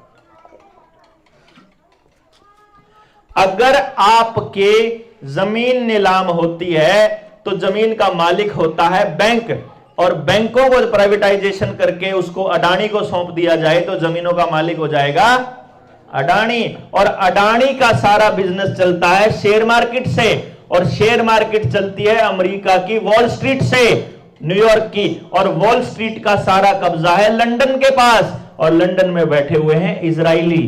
तो आपको मैं बता दूं, जो 1600 ईस्वी में ईस्ट इंडिया कंपनी को भेजने वाले भी यही इजरायली लोग थे। जो अंग्रेजों को यहां भेजने वाले यही इजरायली लोग थे। मुगल शासकों को यहां भेजने वाले भी यही इजरायली लोग थे। अगर इसके इतिहास में जाकर रिसर्च करोगे तो आपको पता चलेगा यह सारा कलेश इस धरती का है, कि इस धरती के अंदर इतनी गजब की चीज है कि यहां रेगिस्तान भी है, समंदर भी है, पहाड़ भी है, जंगल भी है, सोना भी है, एल्यूमिनियम भी है, लिथियम भी है, कोयला भी है, सब कुछ है इस धरती के ऊपर। इसीलिए यहां इतने लोग रहने के बाद भी धरती पे बोझ नहीं है। उन देशों के लोग जहां वो लोग रहते हैं वहां कई जगह तो 6-6 महीने में सूरज नजर आता है, वहां 3-3 महीने तो सूरज नजर नहीं आता, वहां तो माइनस में टेम्परेचर, उनका जीना मुश्किल है। उनको ये धरती चाहिए, स्वर्ग जैसी धरती। और इस धरती को पाने के लिए उनको अगर आप कीड़े मकोड़ों की तरह आपके शरीरों में केमिकल डाल के बीमार करके मारने हुए तो मारेंगे, उनका बीज खत्म करना हो तो करेंगे, अगर युद्ध करके मारने होंगे तो मारेंगे। अगर यार न्यूक्लियर पावर प्लांट अगर इन्हें लीक करके आसपास की जनता, भोपाल में जो गैस त्रासदी कांड होया था ना, वो टेस्टिंग थी कि बाकी देश कितना बोलेगा। अगर यहां ये न्यूक्लियर पावर प्लांट लीक हो जाए तो आसपास की कितनी पॉपुलेशन, कितनी जमीन पे कितने सालों तक कोई पैदावार नहीं होगी, इनको मालूम है। इसलिए अगर आपको यह बात समझ में आए कि यह सारा रोड़ा आपकी जमीन को काबू करने का है और इससे बचने का सिर्फ एक ही तरीका है, जो मैंने आपको बताया। ये लड़ाई जीतनी है अगर, तो ये लड़ाई आपकी रसोई से जीती जाएगी, आपके गांव से जीती जाएगी। गांव एक ऐसी व्यवस्था बनाए जिसमें वो कम से कम पैसा गांव से बाहर भेजे। और आपस में अपना एक सर्कुलेशन तैयार करे, जिसके अंदर आपका पहले एक दूसरे की बात को मानना इसलिए जरूरी था क्योंकि एक दूसरे से काम पड़ता था। इन लोगों ने पूरी व्यवस्था को खराब इसलिए किया कि इनको एक दूसरे से काम ना पड़े, तो इनके मुकदमे थाने में कितने चलते रहो, कोई दिक्कत को नहीं। अब हमारे पंचायतों के अंदर गुंडे लुच्चे लोग बिठा दिए, वो लोग पंचायत में कुछ भी बोल दें तो शरीफ आदमी ने पंचायत में जाना छोड़ दिया। पंचायत में जाना छोड़ दिया तो फैसले होने स्टार्ट हो गए, फिर न्याय होना बंद हो गया जी। अब तो फैसले होते हैं, पुलिस भी फैसला करती है, जज भी फैसला करता है और पंचायतें भी फैसला करती हैं। क्यों जी? न्याय तो होता नहीं अब आजकल, क्योंकि शरीफ आदमी चुप हो गया। शरीफ आदमी की चुप्पी की वजह से सारा खेल बिगड़ा। तो जल जंगल जमीन और जानवर, इसका फैसला होगा गांव करेगा। नंबर 2, शिक्षा, स्वास्थ्य, न्याय, राजनीति और खेती, इन 5 चीजों में से कंपनी के ऊपर निर्भर होना बंद करना पड़ेगा जी आपको। शिक्षा के लिए बच्चा गांव से बाहर नहीं जाएगा, हेल्थ का इंतजाम आप गांव के अंदर ही करेंगे, न्याय का रास्ता गांव निकालेगा अपना। एक बार बैठांगे तो कड़ी बिगाड़ बीच में आके पंगा डालेंगे, दूसरी बार बैठांगे और दूसरे कड़ी बिगाड़ आओगे, तीसरी बार करके 3-4 बार तो बैठना पड़ेगा जी। क्लास में मास्टर जी जब कोई लेसन पढ़ाया करें तो पहली बार में 40 बड़का में 3-4 गए समझ में आया करे, बाकी तो रट्टे मारा करें खाली। फिर दूसरी बार रिवीजन करावे जब बाकिया के समझ में आ जाए, फिर तीसरी बार, और फिर आखिर में कुछ गणे इसे भी आ करें क्लास में, जो से आ करें अगवा छोरे बात तो समझ में आई नहीं, पर तू ठीक कह रहा है, बता दिए जड़ जो कुछ करना वो आ जाएंगे, करना के नहीं बता दिए बस। क्यों जी? तो इसलिए ये जो बदलाव का रास्ता है ये बहुत टेढ़ा रास्ता है, हमको मालूम है। लोगों को समझ में लेट आएगा ये भी मालूम है, या पूरी जिंदगी लाग सके ये भी मालूम है। हमने पहले से पता है कि शायद हम इस जीवन में समझा ना पाए, क्योंकि हमारे देश के लोगों की सबसे बड़ी खासियत है कि जब तक आदमी जिंदा है और अपने आपके फायदे की बात बता रहा, बस न्यू बात इसका क्या फायदा है, यो क्या था फिर है न्यू टोन में लागे रहे, फिर मरे पाछे उसकी मूर्ति लांदे फिर आगे वो बात तो ठीक है करता। तो इसलिए हमने ये सोचा है, आप बात को मानो या ना मानो, हम गलत रास्ते पर नहीं जाएंगे, आपको बका के अपने साथ नहीं जोड़ांगे। हमारा मकसद आपको समझा के सही रास्ते पर लेके जाना। अब जो असली बात है कि ये जो जमीन वाला फैसला है सबसे बड़ा फैसला है जी। क्या आपको नहीं लगता कि जमीन को वापस गांव के नाम करवाना चाहिए? हाँ जी, होनी चाहिए। गांव की जमीन है, गांव के नाम वापस रजिस्ट्री कराओ। उस टाइम पर तुम धोखा देकर करके कोई बात नहीं, अपना ऑब्जेक्शन भी डालेंगे, उधर से ऑब्जेक्शन डालेंगे, इधर से ग्राम सभा में पास करांगे और उधर से आंदोलन करांगे, तीनों के तगेरांगे। हमने ये प्लान किया है कि हम एक बार गांव की मदद से कुछ लोग जाकर के 1000, 5000, 10000, 20000 जितने भी इकट्ठे होंगे, देखो जी हमने नहीं बेरा कितने के मानस इकट्ठे हो सके।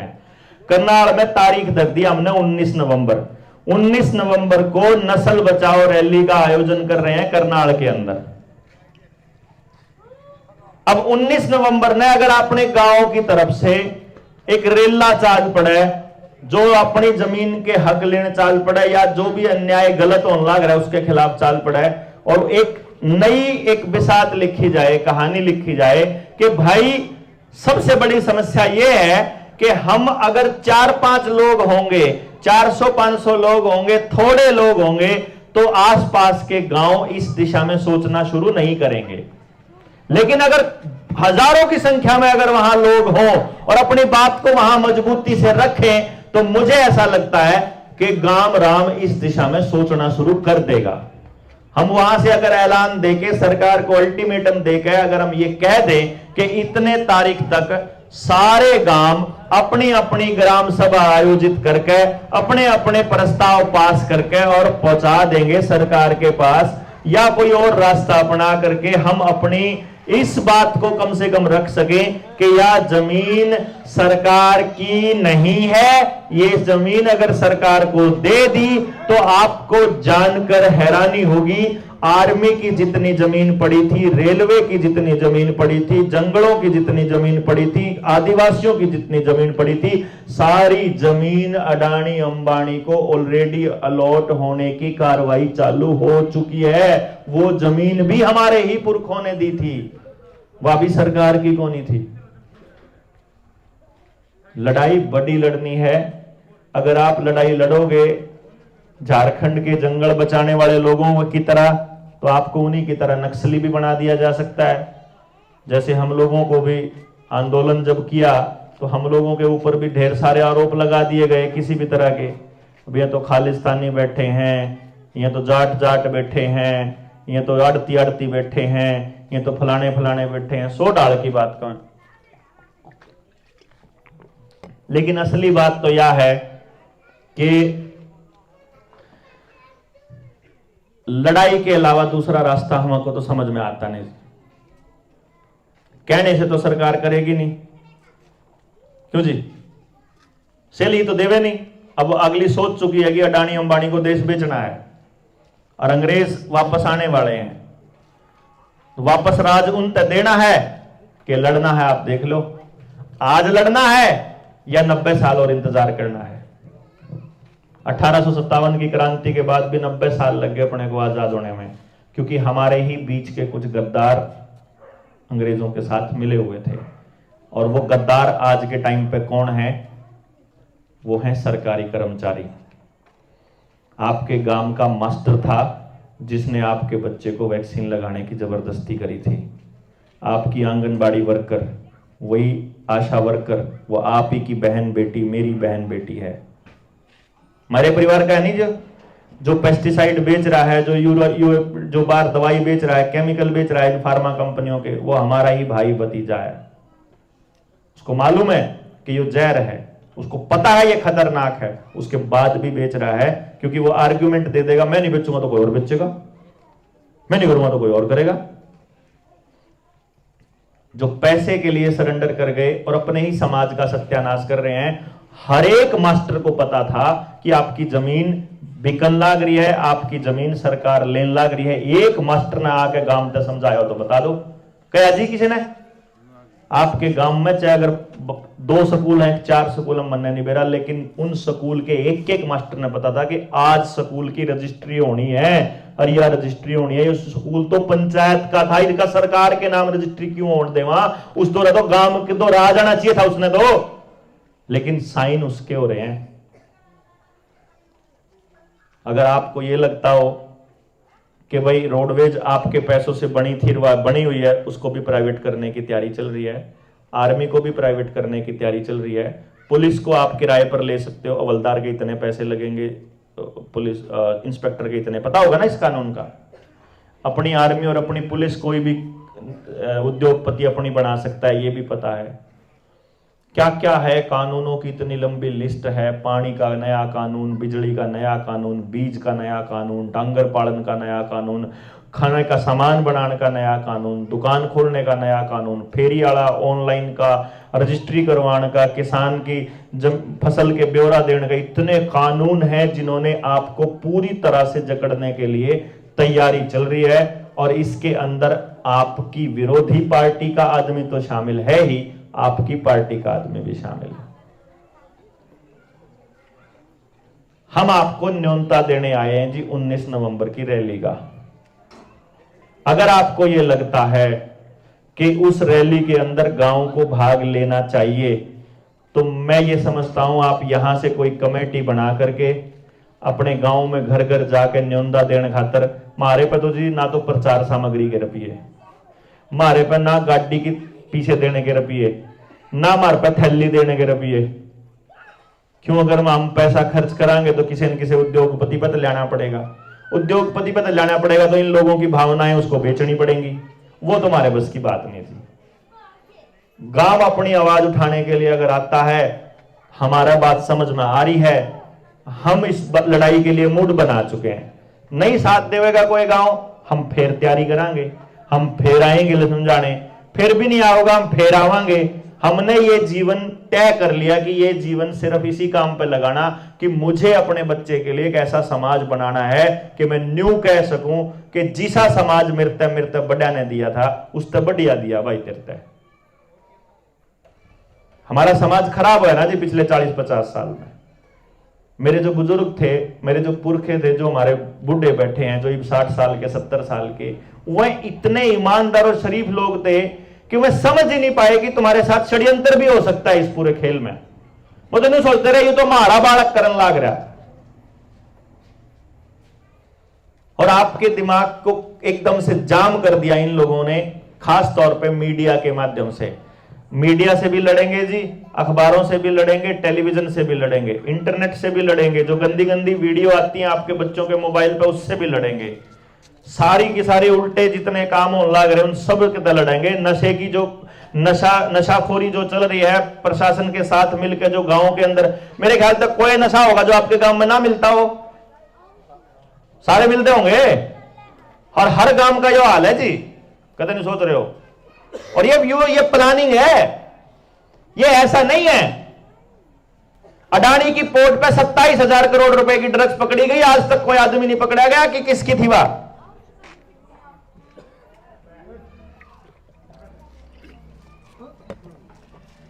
और आपको पता चले आने वाले टाइम में एक कानून आ रहा है कि 10 ग्राम तक का नशा आपका बच्चा 16 साल की उम्र से लेकर के कोई भी बच्चा अपनी जेब में लेके घूम सकेगा, मां बाप रोक नहीं सकेंगे। 21 साल से पहले आप बेटी की शादी नहीं कर सकते, लेकिन 16 साल की उम्र में वो लिव इन में रह सकती है, किसी ओयो के कमरे में जा सकती है अपनी मर्जी से। पता होगा इस कानून का, तो आपसे पूछे बिना हो रहा है। गांव के अंदर आपके सरपंचों की पावर कम करने का खेल यह था कि निर्मल सरोवर के नाम पे जो तालाबों की सफाई इंडो इजराइल प्रोजेक्ट के तहत करने वाले हैं, उस तालाब के चारों तरफ पार्क बनेगा, ओपन जिम बनेगा, इंटरलॉकिंग वाली लाइटें वो लगेंगी, टाइलें लगेंगी, बड़ी खूबसूरत लाइटें लगेंगी। वहीं पे एक रेस्टोरेंट भी बनेगा, वहीं पे एक ठेका भी बनेगा, वहीं अहाता भी होगा, और वहीं पे ओयो के कमरे भी होंगे। आपके गांव को रंडी खाना बनाने की तैयारियां चल रही हैं, चाहे आपके समझ में आओ चाहे ना आओ, मन नहीं बेरा, लेकिन यह चल रहा है।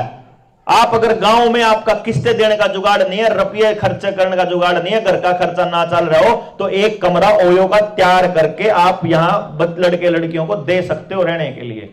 यह तैयारी चल रही है विलेज टूरिज्म के नाम पर कि सस्ते कमरे गांव में मिलेंगे। बड़ा तो 1000 रुपये लेवे हैं शहर में तो गांव में आ जाओ।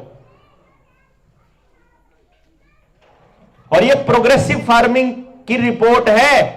2016 में बिल गेट्स जब इंडिया में आया, उसको जब पद्मश्री दिया, उसके बाद एक नीति आयोग ने एक मीटिंग करी थी प्रोग्रेसिव फार्मिंग की। उसके अंदर एक ऑफिशियल स्टेटमेंट है उसकी कि हम अगले 5 साल के अंदर इस देश के 50% किसानों को खेती से दूर कर देंगे, और उसी टाइम आमदनी दुगनी मानी जाएगी।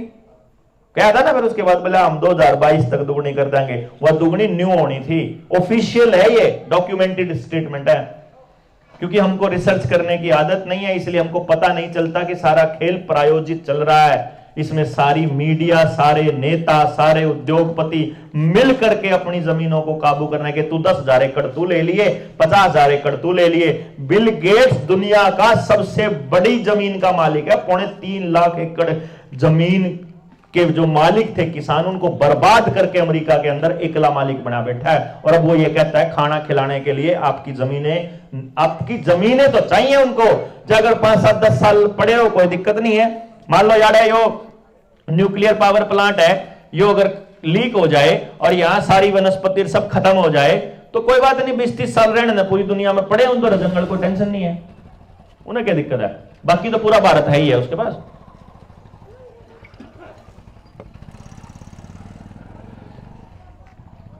तो जी मैं गुजारिश आप लोगों से ये कर रहा हूं, किस किस को लगता है जी आना चाहिए आप लोगों को वहां?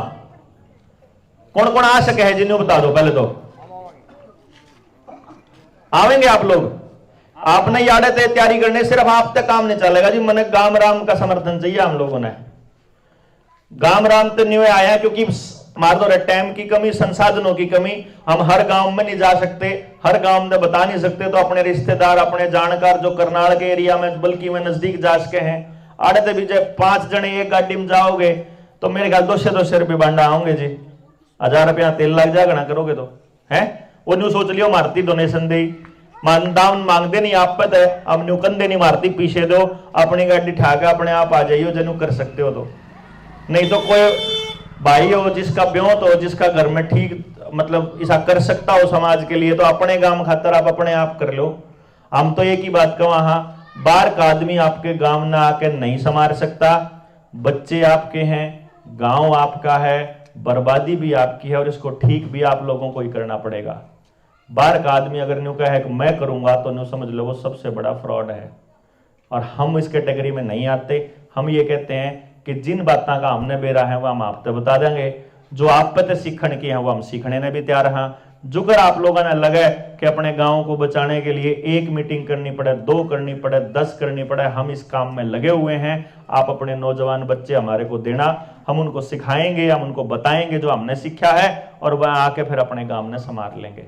इतनी सी बात थी। आप लोग इतने ध्यानपूर्वक इतने समय से बैठे हैं, आपका बहुत बहुत शुक्रिया। जय हिंद, जय भारत।